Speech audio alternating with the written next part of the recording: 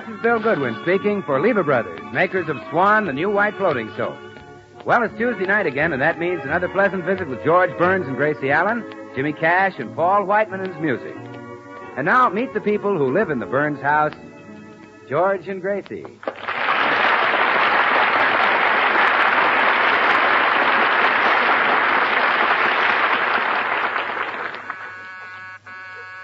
Will you answer the door, Gracie? I haven't finished shaving. All right, dear. Oh, good morning, Mr. Postman. Good morning, Mrs. Burns. No letters for you this trip. Just that magazine your husband subscribes to. Oh, how wonderful. George! Yes, dear. Your copy of Cowboy Love Tales is here. Gee, that's great. Oh, I'm so glad you brought it, Mr. Postman. It's 3 days late, and he's having a fit. I know just how he felt, Mrs. Burns, because I read Cowboy Love Tales myself. It appeals to all us virile, red-blooded men. Oh, yes. Now we can finish that serial. Love Comes to Oklahoma Tex and find out if Tex marries the school mom. Yes, that's been preying on my mind, too. Oh, poor George dreams about it. And it's very embarrassing for me. In the middle of the night, he shakes me and he says, "Ma'am, will you and me ever get hitched?"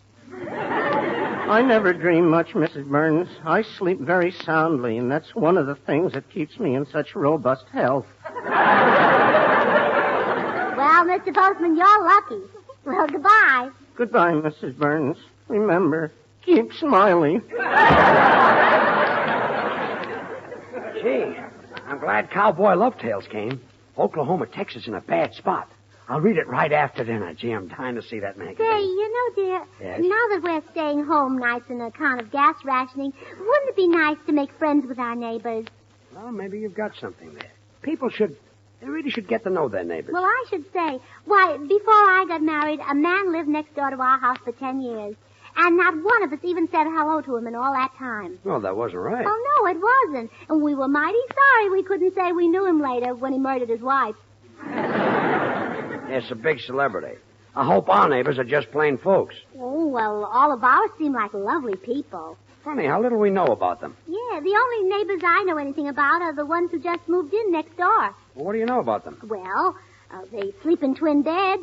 He exercises with Indian clubs, and she keeps goldfish. Oh, you met them? Oh, no, I watched them unload the moving van. I say. You could tell all that by the stuff they own, huh? Oh, sure. For instance, I know they have a daughter they're trying to marry off. How do you know that? Well, their sofa has a built-in light switch.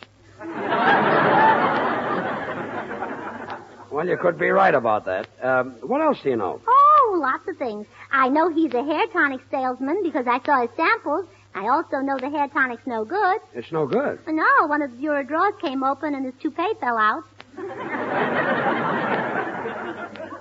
Next time I move, it's going to be at night. And I know he's very tall because this morning when she hung out the wash, I had to close the dining room window. Why? The legs of his long underwear kept blowing in.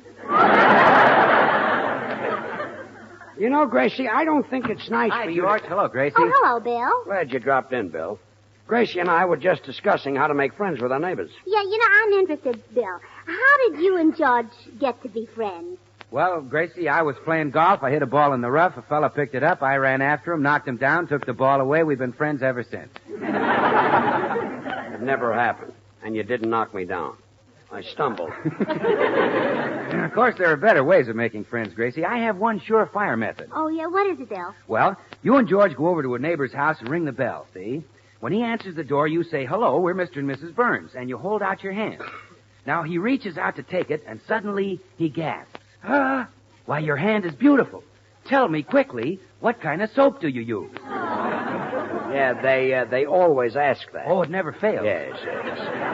But you don't tell them, you see. You don't say that you use Swan, the new white floating soap, the soap that's purer than even the finest Castile soaps, pure as the morning dew. We don't tell them. Oh, no, not a word. No. Now, George, you've got his curiosity aroused. Sure. Well, he says, "Please tell me what kind of soap you use." Now we tell them. No, not a word. Oh, suspense. Yeah. Yes. Don't even hint to them that because Swan is purer than the finest Castiles, it's bound to be kind to your hands and skin. And that's swell to know, because those pure Swan suds are great for washing dishes and for every soap and water job in the house. But mind you, don't tell him this. Don't say a word. Just look mysterious. Are you sure this is the way to make him like us? Oh, positive. Now, he begs you to tell him what kind of soap it is. I see. He pleads with you. I see. He gets down on his knees. But you still don't tell him. Oh, please, Bill. Let me tell him. No, Gracie. You don't even tell him that he can break Swan in two with an easy twist of the wrist and use half in the kitchen for dishes and cleaning and the other half in the bathroom for his hands and face. Instead, you start to walk away. We're going to leave. Oh, well, that's what he thinks. Oh, we stay. Yes. I see, yeah. He follows you down the walk, George. He throws himself across your path. He beats his head on the sidewalk. He tears his hair. Tears stream down his face. Oh, please, he cries. Please tell me what kind of soap you use. I've got to know. I've just got to know. Oh, Bill, let me tell him what soap we use. Well, all right, Gracie, go ahead. Oh, thank you, Bill. It's Swan, mister. It's Swan. Oh. That does it. The fella is now so grateful, he's your lifelong friend. Now, you see how easy it is to make friends? That's what you want us to do. Yeah. Look, Gracie, here's the way to do it. First, you pick out an impossible name like Tralafass.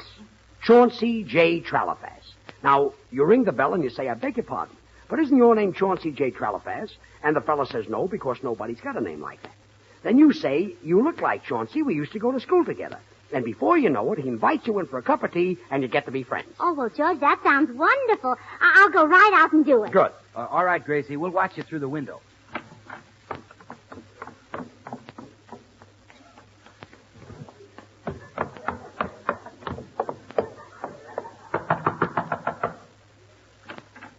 Hello, what can I do for you? I beg your pardon, but isn't your name Chauncey J. Tralafass? Yes.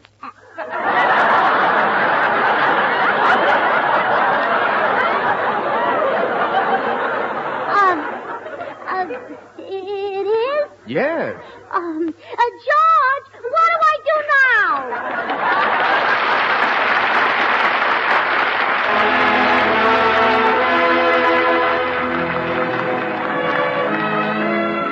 This is Paul White.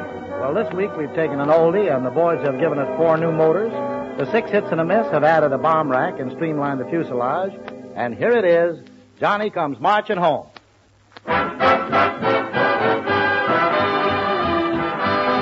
When Johnny comes marching home again, hurrah, hurrah, the people are gonna gather round from near and far.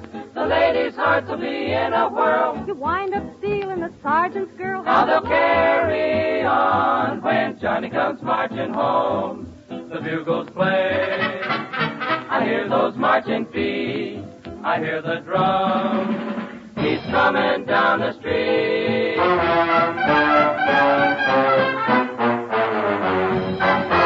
When Johnny comes marching home again, hooray, hooray, hooray, we'll give him a hearty welcome and hooray, hooray, he'll wear a medal for bravery. You wear a smile for the crowd to see. And we'll all feel gay when Johnny comes marching home. Hooray, hooray, hooray, hooray, when Johnny comes marching. Marching home.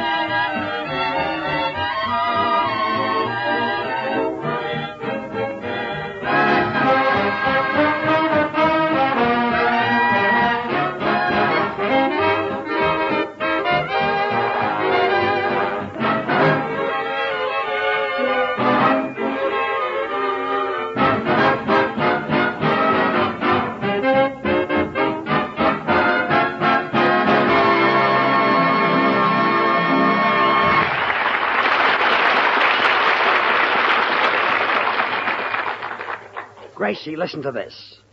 Come to Mom's, gal, cried Oklahoma Tex. I'm a-gonna press... George, put down that magazine. But, Gracie, I want to see what he's a-gonna. Look, we started out to make friends with our neighbors, and we're going to call on them right now. But, Gracie, Texas... Put it down, put it down. And we won't go calling empty-handed either. We'll take a cup of sugar and 2 eggs to each neighbor. Each neighbor? I was looking forward to a little omelet for dinner. George, have you forgotten this is Meatless Tuesday? Eggs aren't meat. Well, they grow up to be meat.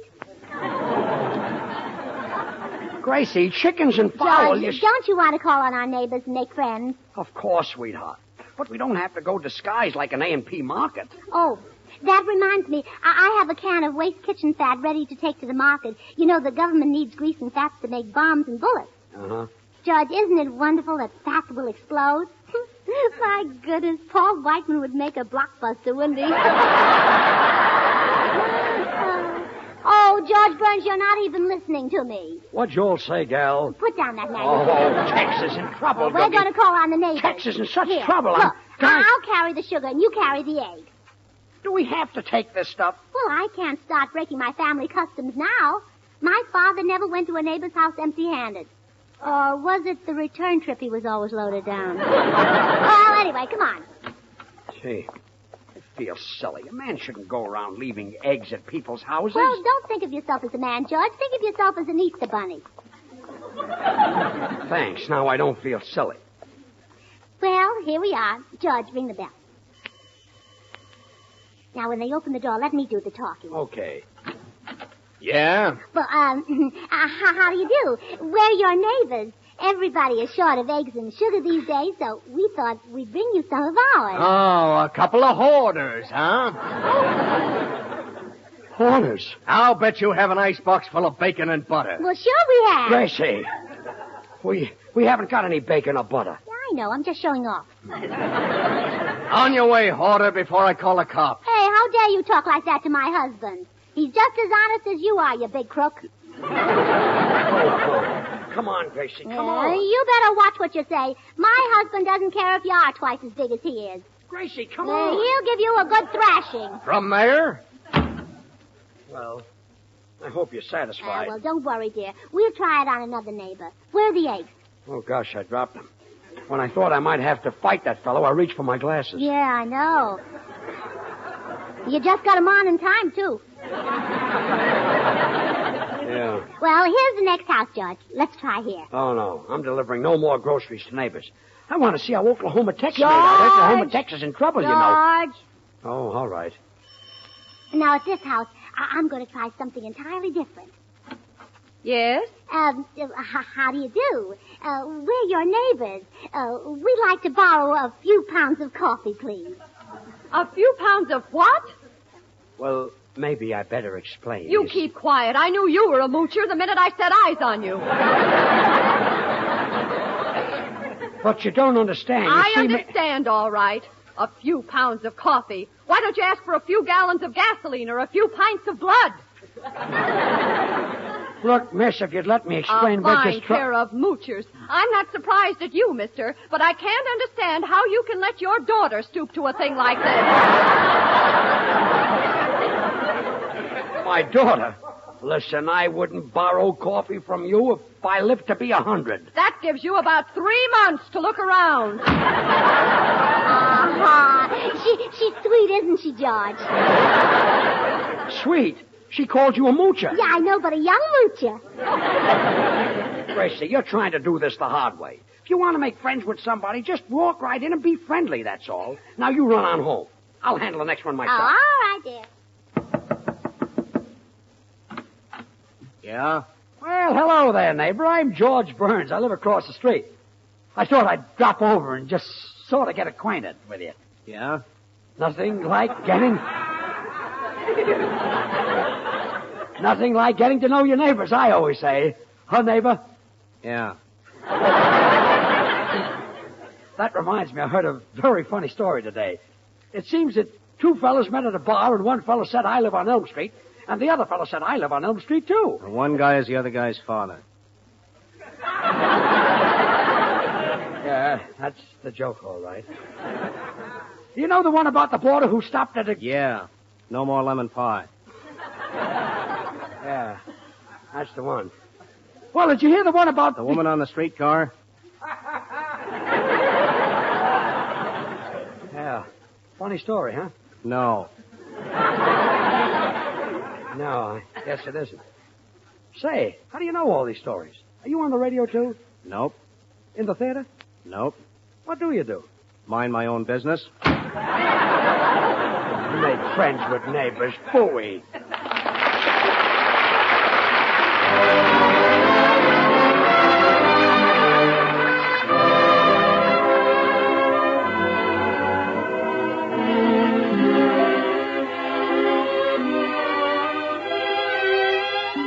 And now Jimmy Cash gets in the Christmas spirit with I Sent a Letter to Santa. I sent a letter to Santa. I mailed it carefully.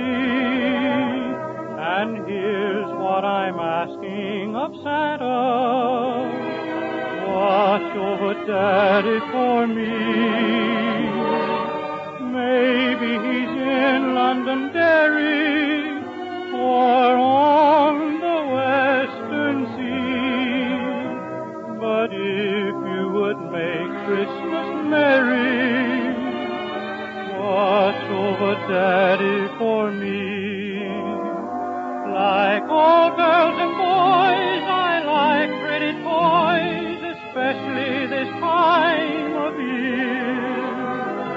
But I don't want trains when Daddy needs planes to help Uncle Sam keep the things we hold dear. I'll buy some stamps in the meantime so we can all stay free. But please, Santa Claus, in between time, watch over Daddy for me.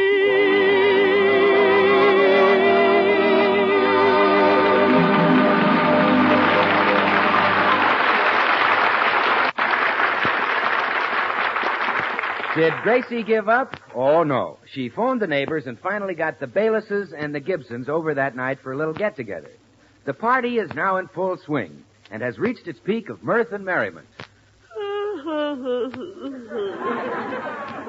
You and me both, Ethel. I just can't help it, Gregory. This is the dullest party I was ever at. Yeah. And what time is it? 12, 1? It's 9:26. Oh, murder. Oh, isn't this a wonderful party, folks? Aren't you glad you came over, Mr. Gibson? Oh, sure. Oh, and such fun and so neighborly. Aren't you having a marvelous time, Mrs. Gibson? Uh-huh. Oh, I knew you would. Well, when you and your husband finish with those snapshots of our trip to Seattle, I'll bring you something else exciting. Great.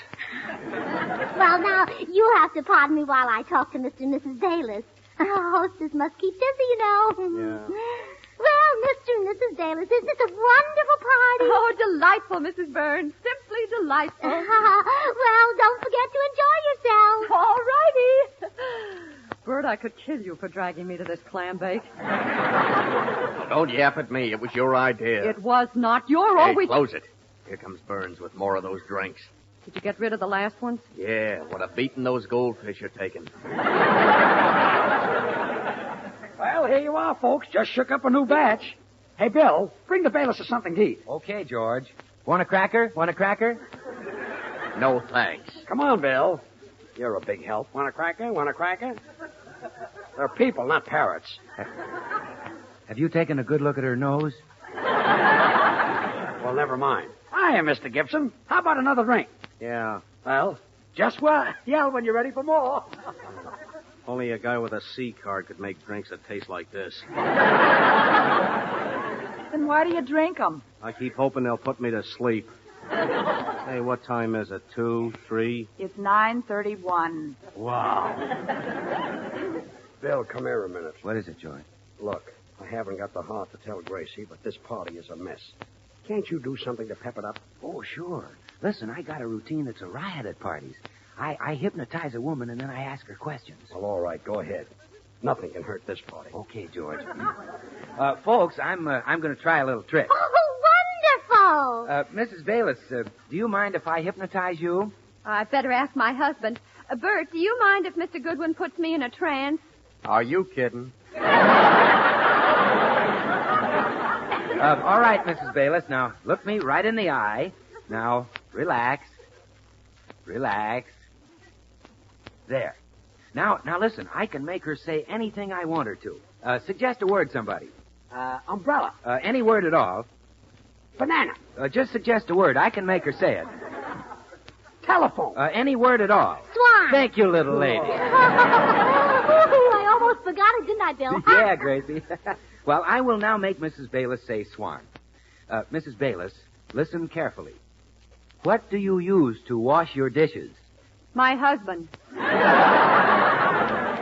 No, concentrate, Mrs. Bayless. What can you break in two with a twist of the wrist? My husband.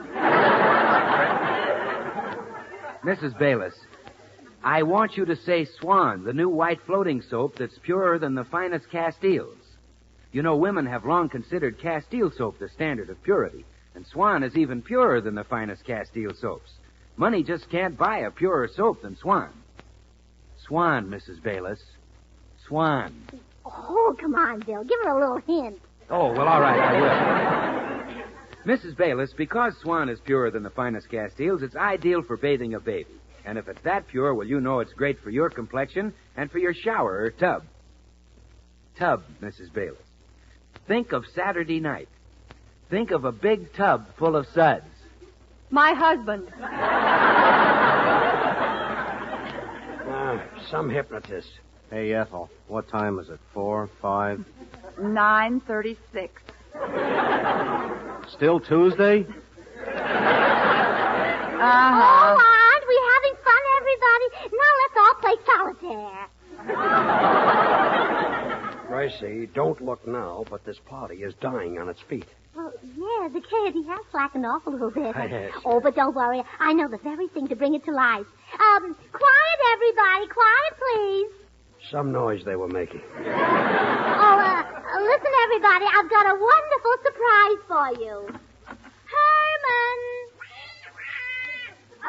Oh, come in, dear.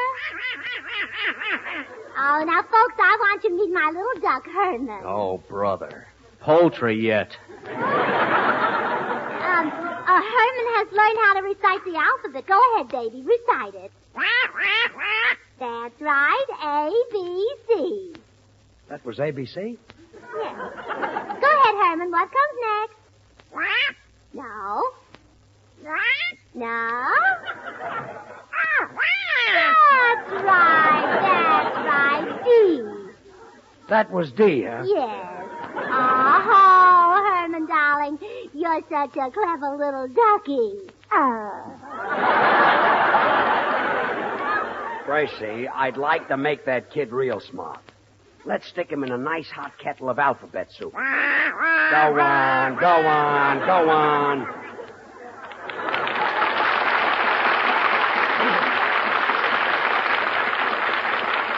Well, folks, how did you like my little ducky? Wasn't he entertaining? I thought so, too. Gracie, this party is absolutely awful. Well, I've got an idea. We'll take all of your cigars and soak them in water, and then we'll pass them out, and when they try to light them, that'll be a scream. Forget it, huh? I would, yes. Well, leave it to me. I've got a wonderful surprise, everybody. I've got a wonderful surprise. My husband is now going to sing. This I don't believe. Let's get the duck back. All right, George. All right, go ahead. Well, I hope you folks like this little number.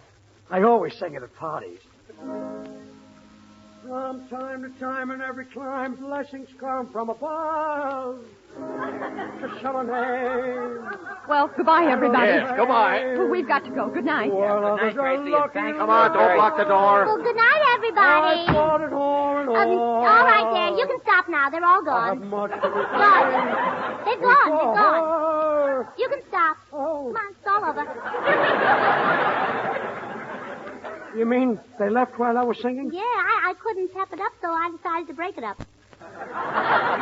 Gracie, don't ever mention neighbors to me again. Oh, I won't, dear. Well, it's all over. You sit down and relax, and I'll read to you. Walking out in the middle of my song. I was going to jazz up the second chorus. Oh, well, I'll read you all about Oklahoma Tech. Why, the nerve of those people. What? Oklahoma Tech? Mm-hmm. Oh, boy. At last I'll find out whether the schoolmom accepted him. Go ahead, read. All right. Come to my arms, gal, cried Oklahoma Tex. I'm a-gonna brand you with a burning kiss. Oh, so that's what he was a-gonna. Read on. Oklahoma Tex looked deep into her eyes, into the eyes of Lucy, the schoolmom. Never had they seemed bluer. Lucy, he said, and he quivered. Lucy, let's you and me travel double harness, honey. Let's you and me put on our feed bags in the same corral. Lucy smiled. Oklahoma.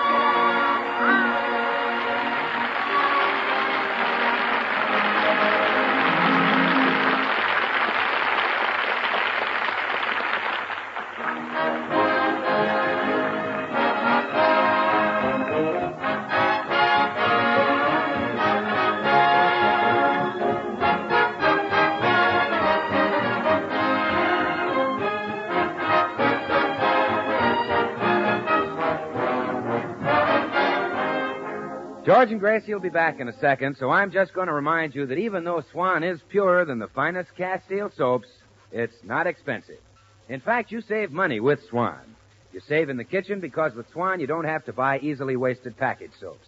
And you save in the bathroom because Swan gives you more soap for your money than any leading toilet soap tested. So save money with Swan.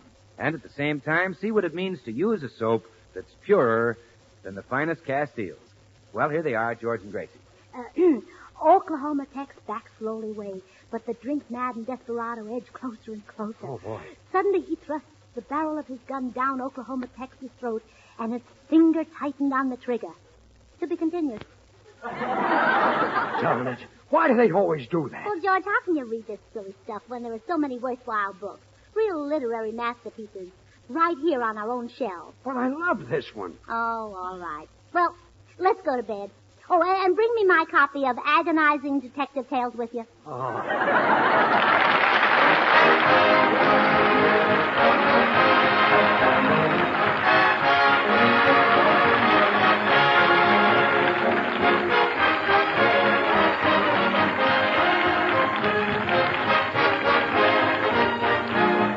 The makers of Swan, the new white floating soap, join George and Gracie in inviting you to tune in again next week, same time, when you'll meet a special guest at the Burns home, one of your favorite movie stars, Herbert Marshall.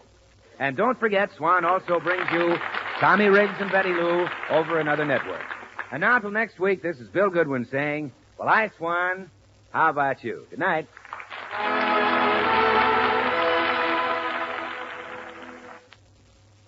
Try Spry. You'll find the baking you turn out fluffy and light. Try Spry. You're sure to hear your family shout, what a delight.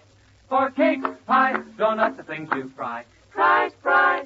What's that you say? You're going to try it today? Why, sure. Try Spry. This is the Columbia Broadcasting System.